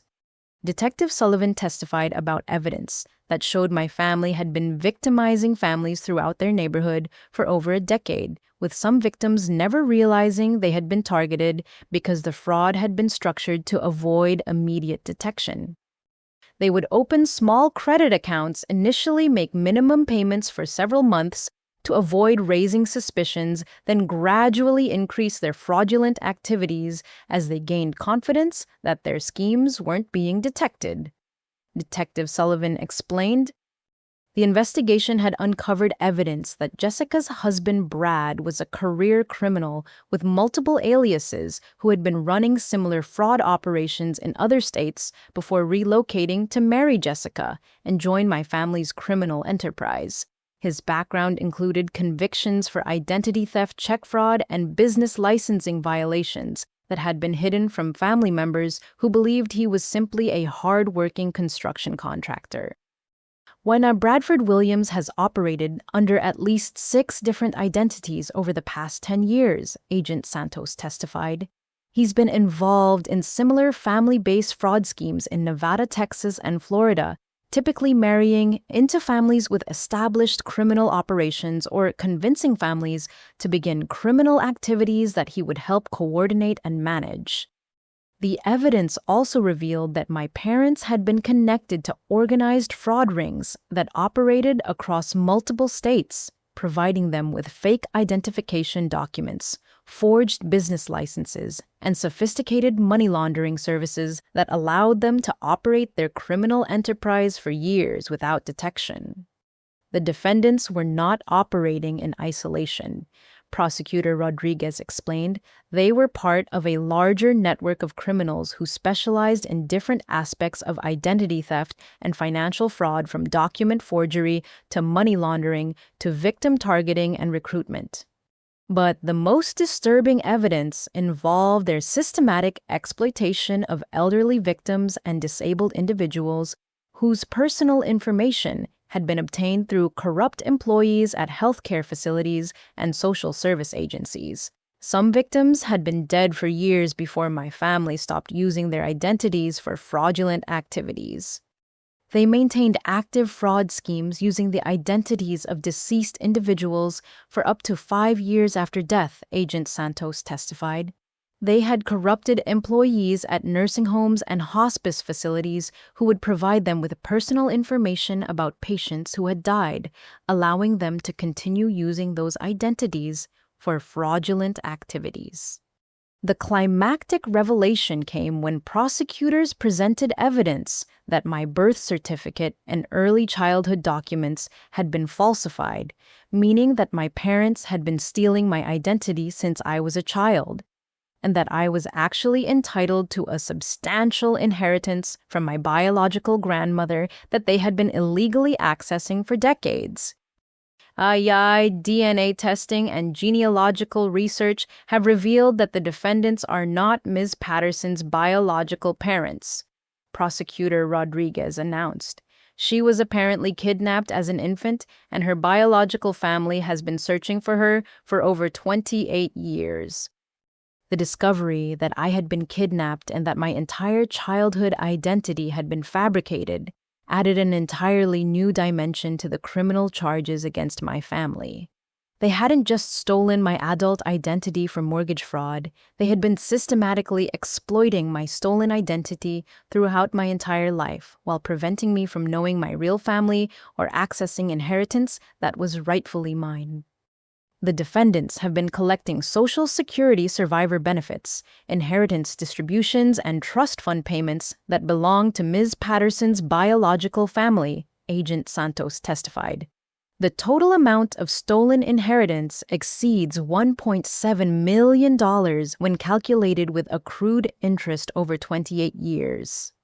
My family's betrayal had been even more comprehensive and devastating than I had imagined possible. They hadn't just committed financial fraud, they had stolen my entire identity and family history while systematically exploiting my biological family's grief and financial resources for nearly 3 decades. The evidence presented during this phase of the trial demonstrated that I hadn't just been the victim of mortgage fraud by trusted relatives. I had been the victim of kidnapping, identity theft, inheritance fraud, and systematic exploitation that had continued throughout my entire life by people who had never been my family at all. The jury deliberated for less than 6 hours before returning with guilty verdicts on all charges against my family, but their swift decision seemed almost anticlimactic compared to the emotional impact of finally hearing a judge acknowledge the comprehensive nature of the crimes that had been committed against me and numerous other victims. Federal Judge Catherine Morrison had presided over hundreds of white-collar crime cases during her distinguished career, but her comments during sentencing suggested that the systematic nature of my family's criminal enterprise had affected her more deeply than typical fraud prosecutions. In 32 years on the federal bench, I have never encountered a case that demonstrates such calculated exploitation of family relationships and community trust, Judge Morrison said as she reviewed the pre-sentencing reports. The defendants didn't simply commit financial fraud. They created an elaborate criminal enterprise that systematically destroyed lives while using family bonds as both a weapon and a shield. Jessica received 12 years in federal prison, along with restitution orders totaling over $2 million. But her sentence included additional charges for perjury and obstruction of justice related to her false testimony during the trial. Her attempts to frame me as the mastermind of criminal activities she had planned and coordinated had backfired spectacularly when confronted with irrefutable evidence of her guilt. Thus, Ms. Williams attempted to send an innocent woman to prison for crimes that she herself had planned and executed, Judge Morrison said as she addressed Jessica directly. Her perjured testimony during this trial demonstrates a level of moral depravity that requires the maximum sentence allowable under federal sentencing guidelines.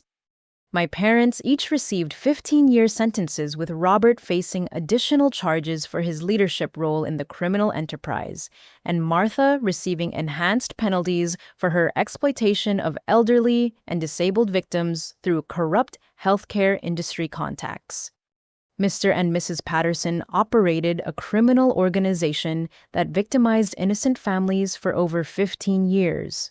Judge Morrison continued, their systematic exploitation of trust relationships and their deliberate targeting of vulnerable victims demonstrates that they represent a continuing danger to any community where they might be released. Brad received 10 years along with deportation proceedings that revealed his entire identity had been fabricated and that he was actually wanted by law enforcement agencies in multiple states for similar fraud schemes involving other families he had infiltrated and exploited. Mr. Williams is a career criminal who has specialized in targeting families for systematic exploitation, Judge Morrison said. His pattern of behavior suggests that he will continue to represent a danger to innocent families until he is permanently removed from American communities. But the most meaningful aspect of the sentencing hearing was Judge Morrison's specific recognition of my courage in exposing a criminal enterprise that might have continued victimizing innocent families for many more years if I had chosen to remain silent about my family's crimes. Ms. Patterson's willingness to pursue justice despite enormous pressure from family members and community members has protected countless potential victims from future exploitation, Judge Morrison said. Her courage in testifying against people who raised her despite their threats and attempts to destroy her reputation represents the highest standards of civic responsibility. The restitution orders included not only repayment of stolen funds, but also additional damages for the emotional distress and credit damage that victims had experienced as a result of my family's criminal activities. The court also ordered the liquidation of all assets purchased with criminal proceeds, including Jessica's house and my parents' various business equipment and investment accounts. Media coverage of the sentencing focused on the unprecedented scope of the criminal enterprise and the systematic way my family had been exploiting trust relationships to commit fraud against people who had considered them friends and neighbors. Federal prosecutors described this case as one of the most sophisticated family-based fraud schemes they have ever prosecuted, reporter Emma Chen said in her coverage of the sentencing.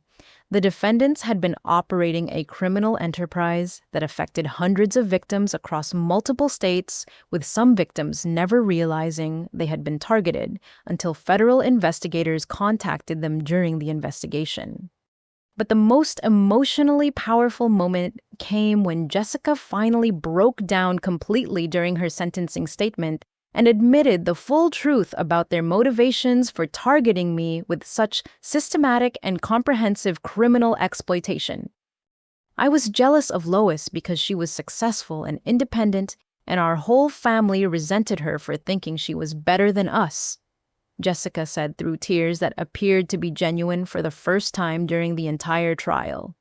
We wanted to destroy her life, because we couldn't stand watching her succeed while we struggled with money and relationships.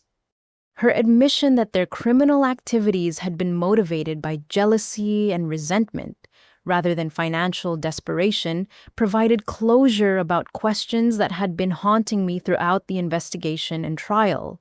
My success and independence had made me a target for people who preferred to destroy others' achievements rather than working to improve their own circumstances.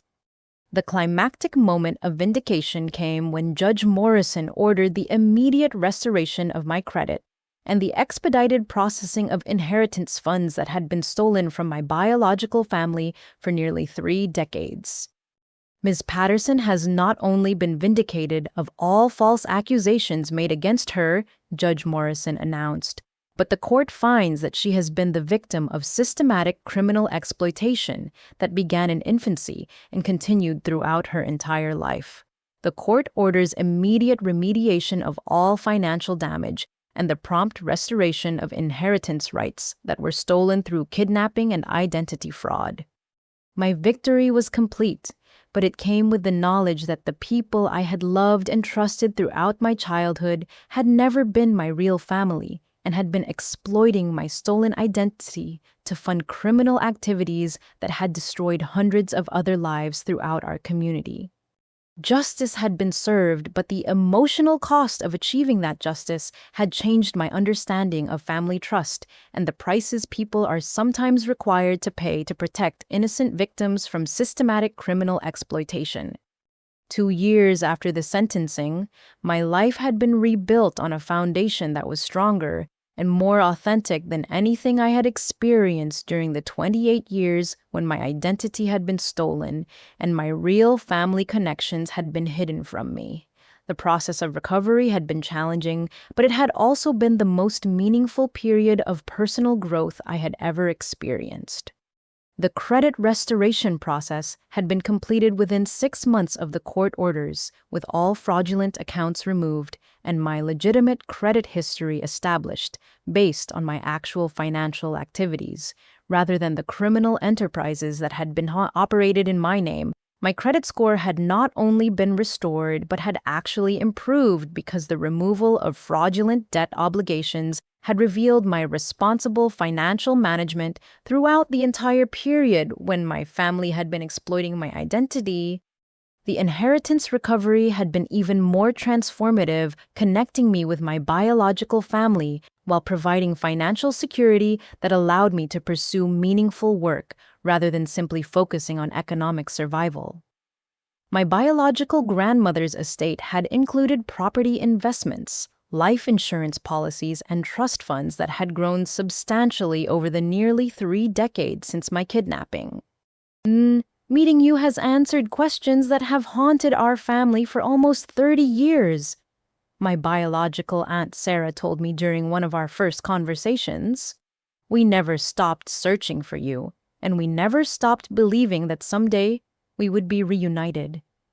The connection with my biological family had provided emotional healing that complemented the financial recovery, giving me a sense of belonging and genetic connection that had been missing throughout my childhood and young adulthood. Learning about my real heritage and family traditions had helped me understand personality traits and interests that had never made sense within the context of the family that had kidnapped and raised me. My career transition into fraud prevention consulting had evolved naturally from my experience as a victim and my understanding of the sophisticated techniques that criminals use to exploit family relationships and community trust. Working with other victims had shown me that family-based identity theft was far more common than most people realized, but that recovery was possible when victims received appropriate legal and emotional support. Your willingness to share your story has helped dozens of other families pursue justice in situations where they might have remained silent. Patricia told me during a consultation about new cases she was handling. Many victims don't realize that they have legal options when they're being exploited by relatives, and your example gives them courage to protect themselves and other potential victims. The fraud prevention workshops I conducted for community organizations and law enforcement agencies had become a significant part of my professional identity, allowing me to transform my traumatic experience into education that helped protect other families from similar exploitation. Rug. Family fraud prevention requires understanding that criminal exploitation can happen within any family structure. I would tell audiences during my presentations. Criminals often target their own relatives because family relationships provide access to personal information and because victims are reluctant to pursue legal remedies against people they love and trust. Tyler had remained supportive throughout the investigation, trial, and recovery process, and our relationship had been strengthened by navigating such challenging circumstances together. His initial doubts about my version of events had been replaced by admiration for my persistence in pursuing justice, despite overwhelming pressure to remain silent about my family's criminal activities. "I'm proud that you had the courage to do what was right, even when it meant losing the only family you had ever known," Tyler told me as we planned our wedding, which would include my biological relatives, as well as the friends who had supported me throughout the legal proceedings. Our wedding had been a celebration of authentic relationships built on honesty and mutual respect rather than manipulation and exploitation. The contrast between my new chosen family and the criminal enterprise that had raised me had reinforced my understanding that real family connections are based on love and support rather than genetic relationships or legal obligations. The house Tyler and I purchased together had been bought with inheritance funds, and our combined legitimate income representing the first major financial decision I had ever made without the interference of criminals who were exploiting my identity for their own benefit. The home ownership experience had been particularly meaningful because it represented security and independence that no one could steal or manipulate for criminal purposes. But the most significant aspect of my recovery had been the development of new relationships with other fraud victims who had become a community of support and advocacy for stronger legal protections against family-based financial crimes. The climactic twist in my recovery story came when genealogy research and legal investigation revealed that I was actually entitled to a 7-figure inheritance from my biological family's estate that had been systematically stolen by my adoptive parents through forged power of attorney documents and fraudulent legal proceedings. Your biological family's estate has been growing through investments and insurance policies for nearly 30 years. My inheritance attorney explained during a meeting that would change my understanding of my financial future. Your kidnapping prevented you from receiving educational trust funds, property inheritances, and life insurance benefits that total over $1.4 million when calculated with accrued interest and investment growth. The inheritance recovery meant that my victory over my family's criminal enterprise extended beyond simple vindication to include substantial financial compensation that would provide security and independence for the rest of my life. The money represented not just financial restoration, but also connection to my real family's love and care that had been stolen from me throughout my childhood. My fraud prevention consulting business had expanded to include services for law enforcement agencies and financial institutions that wanted to improve their ability to detect and prevent family-based identity theft schemes. The work was personally meaningful because it allowed me to use my experience to protect other potential victims from the systematic exploitation I had survived. The transformation from victim to advocate had given my traumatic experience purpose and meaning that extended far beyond personal recovery. My story had become part of federal law enforcement training materials and victim assistance programs that helped other families navigate similar situations with better outcomes and stronger support systems.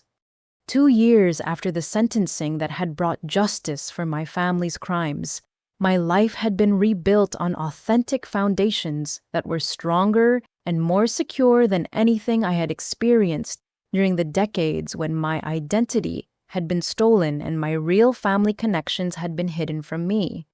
3 years have passed since that terrifying morning when I received the foreclosure notice that changed everything. And as I sit in my home office overlooking the garden that Tyler and I planted together, I'm struck by how completely my life has been transformed by the courage to seek truth and justice, even when it meant losing everything I thought I knew about family and belonging. My consulting business, Patterson Fraud Prevention Services, now employs 6 specialists who work with victims of family-based identity theft across the country. We've helped over 300 families recover from exploitation by relatives who use trust and love as weapons to commit systematic financial crimes. The work is emotionally demanding, but it's also deeply meaningful because it transforms the most painful experience of my life into protection for other innocent families. But every case teaches us something new about the sophisticated techniques that criminals use to exploit family relationships. I tell law enforcement audiences during the training seminars that have become a significant part of our service offerings. Understanding these techniques helps us develop better prevention strategies and helps victims recognize that they're not alone in experiencing such comprehensive betrayal. Tyler and I celebrated our 2nd wedding anniversary last month with a gathering that included my biological family members who traveled from across the country to join the celebration. The contrast between this authentic chosen family and the criminal enterprise that had raised me continues to reinforce my understanding that real love and support are demonstrated through actions rather than genetic connections or emotional manipulation. My biological cousin Jennifer has become particularly close, and our conversations about family history have helped me understand personality traits and interests that never made sense within the context of the people who kidnapped and raised me. Learning that my love of reading and writing came from my biological grandmother, who had been a librarian and amateur poet, provided connections to my real heritage that had been stolen along with my identity. The financial security provided by the inheritance recovery has allowed me to pursue meaningful work rather than focusing primarily on economic survival. But the most valuable aspect of the recovery has been the knowledge that I survived systematic criminal exploitation and emerged stronger, wiser, and more committed to protecting other families from similar experiences. My parents, Jessica and Brad, are serving their federal sentences in different facilities, and I maintain no contact with any of them. The decision to completely sever those relationships was difficult initially, but it has proven essential for my emotional healing and continued growth. Forgiveness doesn't require maintaining relationships with people who have demonstrated through their actions that they represent continuing danger to my well-being. The legal precedent established by my case has led to stronger federal penalties for family-based identity theft and has improved protection for victims who choose to pursue criminal prosecution against relatives who have exploited their trust and access to personal information. The Patterson case demonstrated that family fraud can be just as sophisticated and damaging as organized crime operations. FBI agent Santos told me during a recent consultation about new cases that are being investigated using techniques developed during my family's prosecution.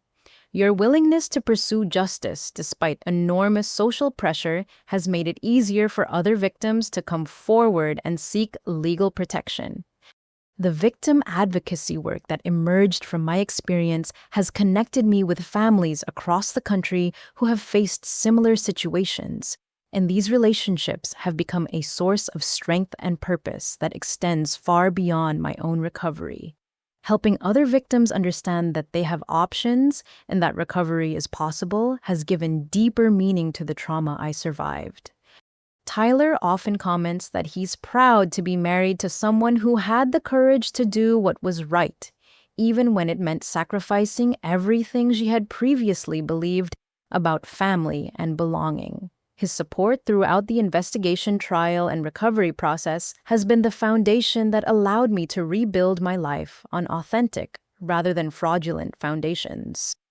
The house we share represents the first truly secure and honest home I had ever experienced, purchased with legitimate funds and maintained through our combined honest work rather than criminal exploitation.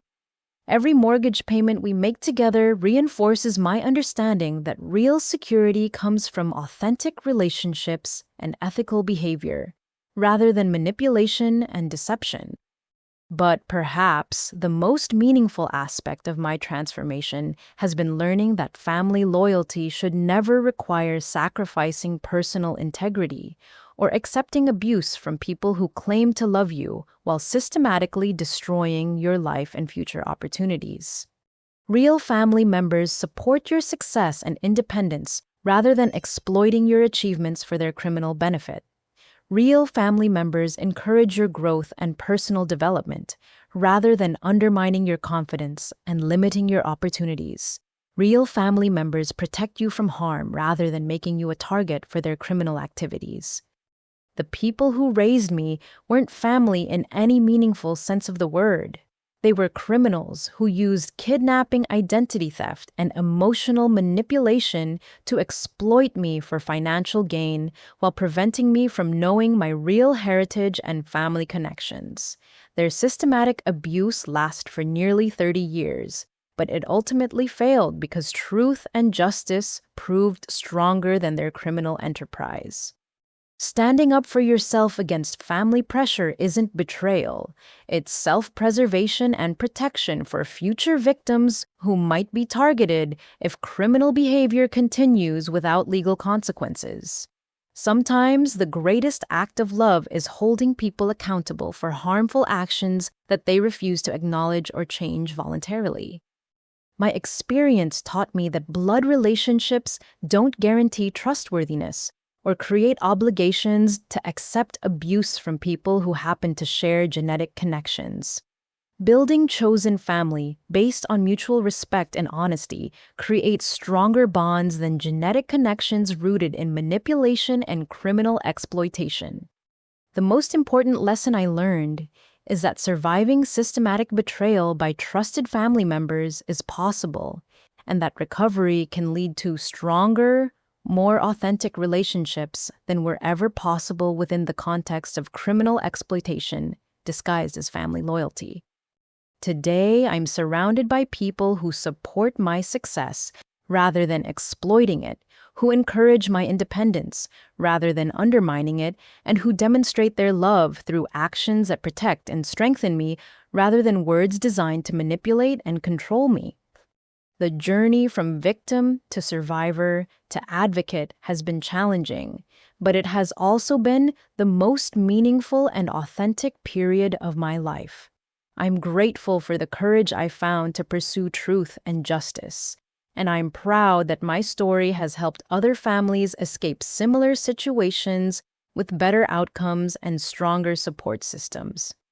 Have you ever had to choose between family loyalty and protecting yourself from people who were supposed to love you? I'd love to hear your thoughts about how we can better support family fraud victims in the comments below. If this story resonated with you or helped you understand your own situation more clearly, please like this video and subscribe to the channel for more stories about overcoming family betrayal and finding authentic connections. Sharing this story might help someone you know recognize similar patterns in their own life and understand that they have options for protection and recovery. Thank you for listening to my story, and I wish you the courage to build relationships based on authentic love and mutual respect rather than manipulation and exploitation.